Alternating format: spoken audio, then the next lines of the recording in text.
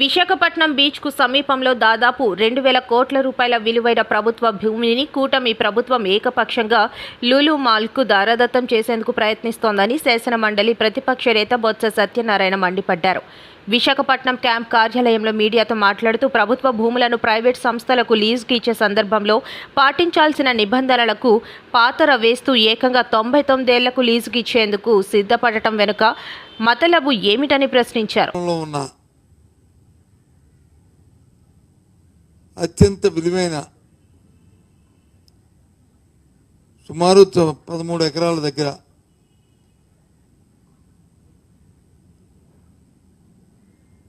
మన బీచ్ పక్కన ఉన్న విలువైన భూమిని మళ్ళీ లులు సంస్థకి ఇవ్వాలని అని ఒకటి చూశాను. అది కూడా ఆ సంస్థకి ఇచ్చింది 33 సంవత్సరాలు లీజుకి ఇవ్వాలని. 33 సంవత్సరాలు కాదు, 99 సంవత్సరాలు లీజుకి ఇవ్వాలని. లీజు కూడా సంవత్సరానికి 50 లక్షల ఎకరాకి 50 లక్షల రూపాయలకి లీజుకి ఇవ్వాలని. దాంట్లో వాళ్ళు చేసే కట్టడాలు, సినిమా హాల్స్, రెస్టారెంట్లు, కన్వెన్షన్ సెంటర్లు, ఇవి ఆలోచించేమని అడుగుతున్నాను మీ ద్వారా రాష్ట్ర ప్రధానికానికి, ముఖ్యంగా మా ఉత్తరాంధ్ర ప్రాంతంలో ఈ ఉత్తరాంధ్ర ప్రాంతంలో ప్రజలందరినీ కూడా. సినిమాలు కట్టడానికి, రెస్టారెంట్లు కట్టడానికి, కన్వెన్షన్ సెంటర్కి, బీచ్ పక్కనున్న ఎకరా సుమారు 100 కోట్ల రూపాయలు తక్కువ లేకుండా చేస్తున్న 1,300 కోట్ల రూపాయల ఆస్తిని ఒక ప్రైవేట్ సంస్థకి లీజుకి ఇవ్వడం అనేది సమంజసమా ఆలోచించమని కోరుతున్నాను. ప్రభుత్వం అట్టాసంగా చెప్పింది ఎన్నికల ముందు మేము సంపద సృష్టిస్తామని. ఇది సంపద సృష్టిలో భాగమా అని అడుగుతున్నాను. ఇదేనా సంపద సృష్టించమంటే? ప్రభుత్వం 100 కోట్ల 1000 కోట్ల ఆస్తిని 99 సంవత్సరాలకి పారదర్శకత లేకుండా ఒక సంస్థకి ఇవ్వడం అనేది ఎంతవరకు సంబంధించి ఆలోచించమని కోరుతున్నాను. నిజంగా మీకు చిత్తశుద్ధి ఉంటే, ఎస్ ఇగో ఇక్కడ ఈ భూమి ఉంది, దీన్ని ప్రభుత్వం అభివృద్ధి చేయదలుచుకుంది, ప్రభుత్వంకి దీని మీద రెవెన్యూ జనరేట్ అవ్వాలి, ఎవరు వస్తారు, ఏ సంస్థ వస్తారు రండి అని ఓపెన్గా మీరు ప్రకటించాలనేది మా డిమాండ్. దాన్ని బట్టి ఆలోచన చేసుకోవాలి. అది లేకుండా పూర్వపరాలతో ఉన్న మీకున్న పరిచయాలతో మరి 1,300 కోట్ల రూపాయలు తక్కువ లేకుండా ఉన్న ఆస్తిని. రాష్ట్రంలో ప్రజాస్వామ్యాన్ని ముఖ్యమంత్రి చంద్రబాబు ఖూనీ చేస్తున్నారని YSR Congress Party central office incharge MLC Lella Appireddy మండిపడ్డారు. తాడేపల్లి వైఎస్ఆర్సీపీ కేంద్ర కార్యాలయంలో గురువారం మీడియాతో మాట్లాడుతూ రాష్ట్రంలో తాజా స్థానిక సంస్థల ఉప ఎన్నికల్లో అడ్డతోవలో పదవులను దక్కించుకునేందుకు కూటమి పార్టీలు అత్యంత నీచమైన దిగజారుడు రాజకీయానికి పాల్పడ్డాయని ఆగ్రహం వ్యక్తం చేశారు. ఏ ఎన్నిక జరిగినా, ఎంత చిన్న ఎన్నిక జరిగినా ఆ ఎన్నికల్లో ఏదో ఒక విధంగా అడ్డదారిలో గెలవాలనే తలంపుతో డాక్టర్ బిఆర్ అంబేద్కర్ గారు రచించినటువంటి రాజ్యాంగం, ఆ రాజ్యాంగ స్ఫూర్తిని పక్కకు నెట్టి అడ్డదారిలో గెలవాలనే ఆలోచనతో ముందుకు సాగుతున్నటువంటి తెలుగుదేశం ప్రభుత్వం, తెలుగుదేశం పార్టీ, దానికి సంబంధించినటువంటి కూటమి నేతలందరినీ కూడా నేను ఈ సందర్భంగా అడగదలుచుకున్నా.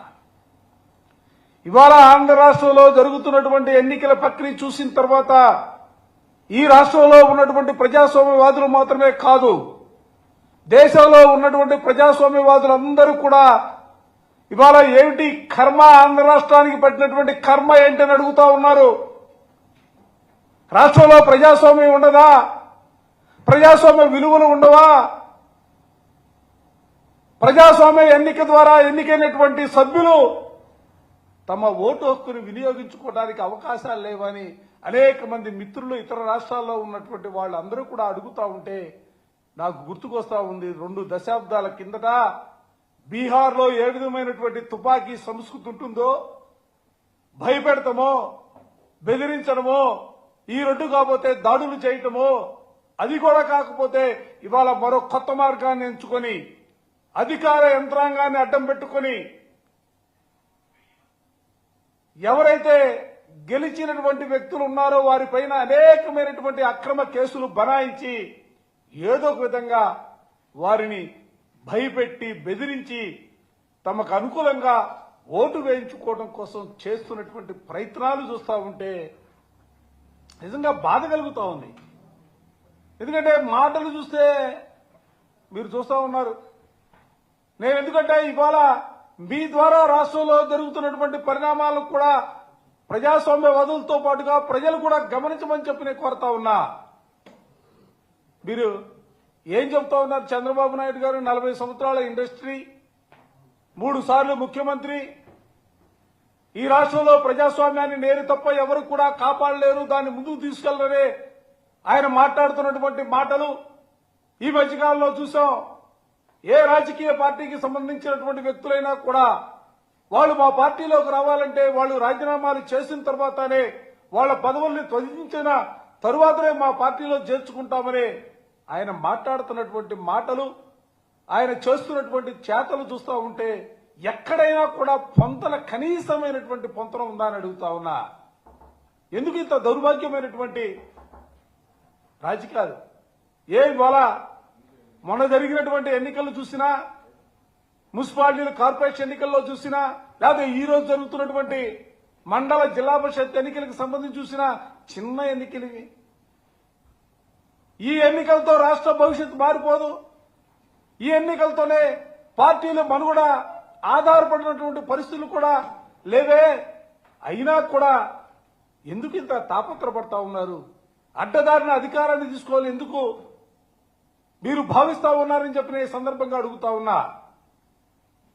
మీరు చెప్పినటువంటి మాట రాజీనామాలు. పోలవరం ప్రాజెక్టును సర్వనాశనం చేసింది చంద్రబాబే అని మాజీ మంత్రి అంబటి రాంబాబు మండిపడ్డారు. ముఖ్యమంత్రి చంద్రబాబు నాయుడు అబద్దాలు చెప్పడంలో అందరికన్నా పెద్దవారని, నిజాలు చెప్పడంలో అందరికన్నా చిన్నవాడంటూ ఎద్దేవా చేశారు. పోలవరం ప్రాజెక్టు అంశానికి సంబంధించి గుంటూరు నుంచి ప్రెస్ మీట్లో మాట్లాడిన అంబటి, చంద్రబాబు నాయుడు అధికారంలోకి వచ్చిన తర్వాత రెండోసారి పోలవరం వెళ్లారని, చంద్రబాబు అధికారంలోకి రాగానే పోలవరం ప్రాజెక్టు పరుగులు తీస్తుందని ఆయన అనుకూల పత్రికలు రాసిన విషయాన్ని అంబటి గుర్తు చేశారు. చంద్రబాబు నాయుడు గారు అపర భగీరథుడు అని ప్రజల చేత అనిపించుకుని వెళతాం అని గొప్పలు చెప్పారు అప్పుడున్నటువంటి ఇరిగేషన్ శాఖ మంత్రి గారు. సరే, మళ్ళా ఇప్పుడు ఆయనకు అవకాశం వచ్చింది చంద్రబాబు నాయుడు గారికి. సరే, ఆయన ఇది 2007కి పూర్తి చేసేస్తాం అనే మాట మాట్లాడారు. సరే, ఆయన మేము ఇప్పుడు పూర్తి చేస్తాం, అది చేస్తాం, ఇది చేస్తాం అని ఆయన గొప్పలు చెప్పుకుంటే అది వేరే అంశం. కానీ జగన్మోహన్ రెడ్డి గారి ప్రభుత్వం మీద బురదలేటటువంటి కార్యక్రమాలు అవకాశం దొరికినప్పుడల్లా చేస్తున్నారు. దానిలో కూడా ఈ పోలవరాన్ని ఉపయోగించుకొని అనేక సందర్భాల్లో చంద్రబాబు నాయుడు గారు మాట్లాడుతున్నారు. ఆయన ఏమంటారంటే 2019 తర్వాత ప్రజలు మమ్మల్ని దించేశారు, కానీ మమ్మల్ని మళ్ళా తిరిగి అధికారంలోకి తీసుకొచ్చినట్టయితే 2020కే మేము పోలవరాన్ని పూర్తి చేసేవాళ్ళం అని అంటున్నాడు. ఇందాకే పోలవరంలో మాట్లాడుతూ 2018కి పూర్తి చేస్తానని చెప్పాడు. 2019లో మళ్ళీ తిరిగి ఆయన అధికారంలోకి తీసుకొచ్చినట్టయితే 2020-21 కల్లా పూర్తి చేసేవాడట. ఇప్పుడంతా కూడా జగన్మోహన్ రెడ్డి గారు 5 సంవత్సరాల పరిపాలనలో విధ్వంసం చేసేశారట. పోలవరాన్ని సర్వనాశనం చేసేశారట. అప్పుడప్పుడు అంటున్నాడు కదా, రాష్ట్రంలో కూడా 14 లక్షల కోట్ల రూపాయలు అప్పు చేసి రాష్ట్రాన్ని సర్వనాశనం చేశారు అని. చివరికి లెక్కలు చూస్తేనేమో 6,000 కోట్లు. పచ్చి అబద్ధాలు, పచ్చి అసత్యాలు చెప్పి జగన్మోహన్ రెడ్డి గారి మీద బురద జల్లాలనేటువంటి కార్యక్రమాన్ని చేస్తున్నారు. అదే పద్ధతిని ఇవాళ చంద్రబాబు నాయుడు గారు పోలవరంలో కూడా అదే పద్ధతిని అనుసరిస్తూ ఉన్నారు. చంద్రబాబు నాయుడు గారు 4వసారి ప్రమాణ స్వీకారం చేసిన తర్వాత ఒకసారి వెళ్ళాడు, మళ్ళీ ఇప్పుడు వెళ్ళాడు. పచ్చి అబద్ధాలు చెప్పేటటువంటి కార్యక్రమం చేస్తున్నారు. నేను అనేక సందర్భాల్లో ఇంతకు ముందు కూడా ప్రశ్నించా చంద్రబాబు నాయుడు గారిని. ఇప్పుడు కూడా అదే మళ్ళా ప్రశ్నిస్తా. ఎందుకంటే మళ్ళా చంద్రబాబు నాయుడు గారు అవే మాటలు చెబుతున్నారు కాబట్టి. నేను ఒక్క విషయాన్ని గౌరవనీయులైనటువంటి చంద్రబాబు నాయుడు గారిని, రాష్ట్ర ముఖ్యమంత్రి గారిని, 4వసారి ముఖ్యమంత్రిగా ప్రమాణ స్వీకారం చేసినటువంటి అనుభవశాలి, ది టాలెస్ట్ పర్సనాలిటీ అని చెప్పుకుంటారు, చాలా పెద్ద మనిషి అని చెప్పుకుంటారు. ఆయన్ని నేను ఒక్క ప్రశ్న ఈ సందర్భంగా అడగ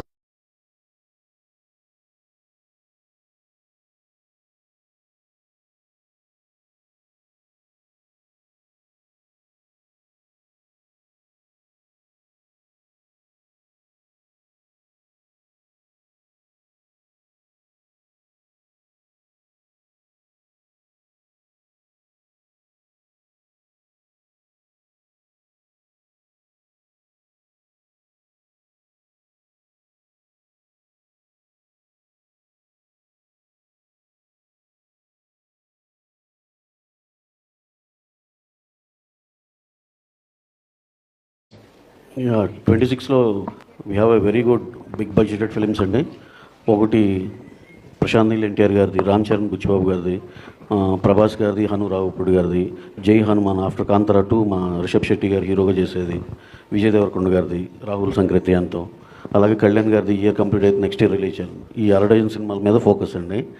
అలాగే చెప్పాలంటే అండి, ప్రతి దానికి 26 is going to be huge year and it will be something else for Mythri అండి. ఎందుకంటే ఇప్పుడు చెప్తున్నానండి, నేను ఇప్పుడు చెప్పిన 4 పెద్ద సినిమాల్లో జై హనుమాన్ కానీ, రామ్ చరణ్ గారు బుచ్చిబాబుది కానీ, నిన్నే ఆ టీజర్ ఏదో చూసామండి.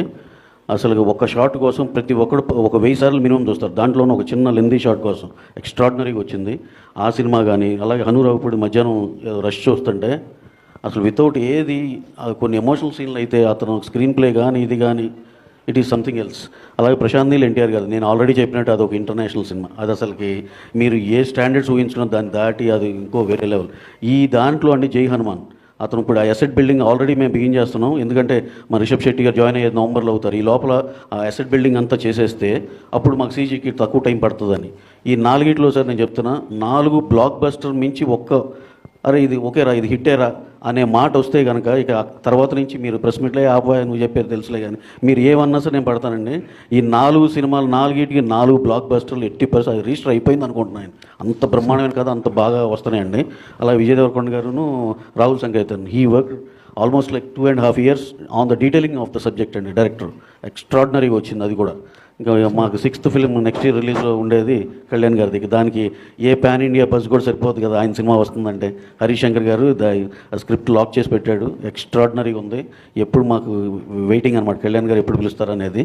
ఎట్టి పరిస్థితుల్లో ఈ ఇయర్తో అయిపోయి మేము నెక్స్ట్ ఇయర్ బ్రహ్మాండం రిలీజ్ చేస్తామని. సో 2026 మైత్రికి అదొక చాలా చాలా ప్రెస్టీజియస్ ఇయర్ అండి.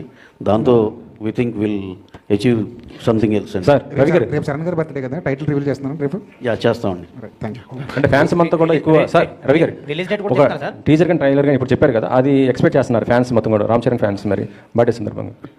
అదే సార్, సౌండ్ దగ్గర ఏదో కొంచెం డిలే ఉండొచ్చు. ఏదైనా ఉంటే కనుక కంపల్సరీ ఆయన బర్త్డేకి అయితే పెద్ద ట్రీటే ఉంటుందండి. అది you will be knowing in short time అండి. సార్ రిలీజ్ డేట్ కూడా అనౌన్స్ చేస్తారా ఆ గ్లిమ్స్? అన్నీ ఉంటాయండి దాంట్లో. రవి గారు 2 సినిమాలు మర్చిపోయారు, హిందీ ఒకటిని తమిళ ఒకటి ఉంది కదా ఈయన సంవత్సరం.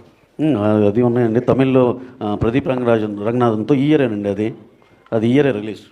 May 1st good bye Ajith good bad ugly Jaat year release. నేను he was asking me about 2026 కాబట్టి అండి. April 10th ఇప్పుడు దాకా తమిళ్లో గుడ్ బ్యాడ్ అగ్లీ గురించి హైయెస్ట్ హైప్ వచ్చిన జనాల నుంచి వచ్చిన సినిమా ఏదైనా ఉందంటే గుడ్ బ్యాడ్ అగ్లీ అండి. We're expecting opening day all records దాటిపోతుంది. అక్కడ మేము ఇక్కడి నుంచి కాదు, తమిళనాడులో మా వాళ్ళందరూ డిస్ట్రిబ్యూటర్స్ వీళ్ళందరూ చెప్తున్న మాటలు అయ్యి, అది that is going to become the biggest opener in entire Tamil industry అని చెప్పి అందరూ నమ్ముతున్నాం. That will be among us. And Jaat గురించి చెప్పాలంటే ఇందాక ఆర్మాక్స్ సర్వే ఏదో చూస్తే minimum it is going to open with around 15+ something అంటున్నారు. అంటే ఆ రిలీజ్ టైంకి వచ్చేపాటికి 20-25 కోట్లు ఓపెనింగ్ తీసుకునే ఛాన్స్ కూడా ఉందండి హిందీలో. So it will become another big film అని అందరూ నమ్ముతున్నాం. సో ఇందాక ఆన్సర్ 26 అండి. ఇప్పుడు మీరు గుర్తు చేసింది April 10th రిలీజ్కి. ఈ 3 సినిమాలు Robinhood, Jaat, good bad ugly 3 చాలా గట్టిగా కొడతామని మా నమ్మకం అండి. ఇక తర్వాత మీ దయ దేవుడి దయతో భవిష్యత్తులో వేరే లాంగ్వేజ్ కూడా చేసేట్టున్నారా? వేరే లాంగ్వేజ్, అదర్ లాంగ్వేజ్, ఇంకా అదర్ లాంగ్వేజ్ నుండి హిందీ, తమిళ్ చేస్తున్నామండి. ఇంకా మలయాళం కూడా ఏదన్నా ఒకటి ఏదో వస్తున్నాయి, చూడాలండి. అంటే అన్నీ మన కంట్రోల్లో ఉండే సినిమాలు చేయాలని చూస్తున్నాం. రోజుకి 4-5 ప్రపోజల్స్ పెద్ద ఈ రకరకాల ఇండస్ట్రీల నుంచి వస్తూ ఉన్నాయి. కానీ మనకి ఎక్కడ కంట్రోల్ ఉండి ఏది ఉంటుందో అంతవరకే సెలెక్ట్ చేసుకోవాలని చాలా చూసీగా ఉన్నామండి. నితిన్ గారు, హాయ్ అండి, మైసెల్ఫ్ హేమమాలి హియర్. సో యాక్చువల్గా భీష్మ సినిమా అప్పుడు లైక్ మన రష్మిక గారితో కొన్ని స్టెప్స్ డిఫికల్ట్గా ఉన్నాయి. జరిగింది మీరు చూశారు, బాధేస్తుంది. ఇక్కడికి వస్తే తలుచుకుంటే ఈ రోజు ఈ ప్రాజెక్ట్ ఏ విధంగా ఉండాల్సింది ఇప్పుడు ఎట్లుంది అది తలుచుకుంటే చాలా బాధేస్తుంది. ఇక్కడ దీంట్లో మీరు కూడా చాలా మంది భాగస్వాములు. ఎవ్రీ నెలకు ఒకసారి నేను వస్తే మీరు కూడా రావడం, మీరు కూడా పార్టిసిపేట్ చేయడం, ఇవన్నీ ప్రజలకు డెవలప్మెంట్ తో వచ్చారు. ఏదైతే వీళ్ళు చేసిన దుర్మార్గమైన కార్యక్రమం ప్రజలకు రిమైండ్ చేయాల్సిన బాధ్యత నా మీద ఉంది. ప్రజలు కూడా అర్థం చేసుకోవాల్సిన అవసరం ఉంది. ఆ రోజు జరిగినటువంటి తప్పు చరిత్ర క్షమించాలని నేరం. It is a national project, it is a peoples property. Nobody is having right to destroy. ఒక కక్ష, తెలియనితనం, అహంభావం, రాజకీయ వివక్షత అన్ని కలిపి మొత్తం టెండర్ మార్చేయడం, 6 నెలలు ఇంట్రెస్ట్ చేయకుండా పోవడం, ఏజెన్సీ ఆఫీసర్ లేకుండా పోవడం. ఫైనల్ గా మీరు చూస్తే డయాఫామ్ వాల్ దెబ్బతినింది కూడా ఎవరికి తెలియదు. అలాంటి అమానుషణీయమైనటువంటి వ్యవస్థ. కాఫర్ డ్యామ్ సకాలంలో పనిచేస్తుంటే ఇంత డ్యామేజ్ అయ్యేది కాదు. ఆ ఫ్లడ్ అంతా రావడం, అక్కడ మొత్తం ఎరోజన్ అంతా కావడం, ఎక్కడ ఊహించనటువంటి డ్యామేజ్ జరిగింది. ఆ డ్యామేజ్ 5 ఏళ్లు ఏమీ చేయలేని పరిస్థితి. గడాన కేంద్రం ముందుగానే చెప్పారు, పిపి అథారిటీ చెప్పింది, కేంద్ర ప్రభుత్వం చెప్పింది, తొందరపడద్దండి, ఇప్పటికే గడిచిన అనుభవాలు ఉన్నాయి, లిటిగేషన్ వస్తా ఉంది, అకౌంటబిలిటీ ఫిక్స్ చేయలేకపోతున్నాం, మళ్ళీ ఫర్దర్ గా మిస్టేక్స్ జరిగితే చాలా ఇబ్బందులు వస్తాయి చెప్పినా వినకుండా చేశారు. అప్పుడప్పుడు అంటా ఉంటాను, డెమోక్రసీ హాస్ పెయిడ్ ప్రైస్. ఒకసారి ఓట్లేసిన దానికి రాష్ట్రానికి జీవనాడి దెబ్బతినే పరిస్థితికి వచ్చింది. ఈ రోజు ఇంటర్నేషనల్ ఎక్స్పర్ట్స్ ని పెట్టారు, వాళ్ళంతా వచ్చి స్టడీ చేశారు. మన వాళ్ళైతే ఐఐటి మెడ్రాస్ చేశారు, అందరూ చేశారు. ఇది జరిగిందని ఐఐటి హైదరాబాద్ ఎస్టాబ్లిష్ చేసే వరకు బయట ప్రపంచానికి తెలియదు, ఎందుకు పోయింది కూడా తెలియదు. ఫైనల్ గా వాళ్ళు వచ్చిన తర్వాత, ఈ ప్రభుత్వం వచ్చిన తర్వాత మేము పర్సూ చేసాం గట్టిగా కేంద్రంతో. ఎక్స్పర్ట్ కమిటీ అప్పటికే నామినేట్ చేశారు, అప్పుడప్పుడే వచ్చారు. వచ్చిన తర్వాత వాళ్ళు కూడా స్టడీ చేసి అన్ని విధాలు మళ్ళీ ఏం చేయాలని భర్జన పడిన తర్వాత 2-3 నెలలు ఫైనల్ గా వేరే డయాఫామ్ వాళ్ళు తప్ప అది దెబ్బతింది. 4-5 ప్లేసెస్ లో డ్యామేజ్ అయింది. ఇది చాలా ప్రాముఖ్యత కలిగిన ప్రాజెక్టు, ఫెరోషియస్ రివర్. ఇది ఏదైనా జరగడం జరిగితే చాలా ప్రమాదం వస్తుంది కాబట్టి no compromise, better to go new diaphragm wall. మళ్ళీ ఇప్పుడు డయాఫామ్ వాల్ కోసం అందరినీ మొబిలైజ్ చేసే పరిస్థితికి వచ్చాం. వర్క్ స్టార్ట్ అయింది. 440 కోట్ల రూపాయలతో పనైనటువంటి డయాఫామ్ వాల్ రివర్స్ టెండర్ అనే పేరు పెట్టి రాజకీయ కక్షతో మొత్తం ప్రాజెక్టు పైన కక్ష తెచ్చుకునే పరిస్థితికి వచ్చారు. ఇప్పుడు ఒక్క డయాఫామ్ వాల్ 990 crores, 440 కోట్లు కొట్టుకొని పోయింది. ఈ రోజు 990 crores ఖర్చు పెట్టే పరిస్థితికి వచ్చాం. 2020 కావాల్సిన ప్రాజెక్టు మళ్లీ కేంద్రం పూర్తిగా డబ్బులు ఇచ్చి ఇవన్నీ చేసినా కూడా ఇది 2027 డిసెంబర్ పోయే పరిస్థితి వచ్చింది.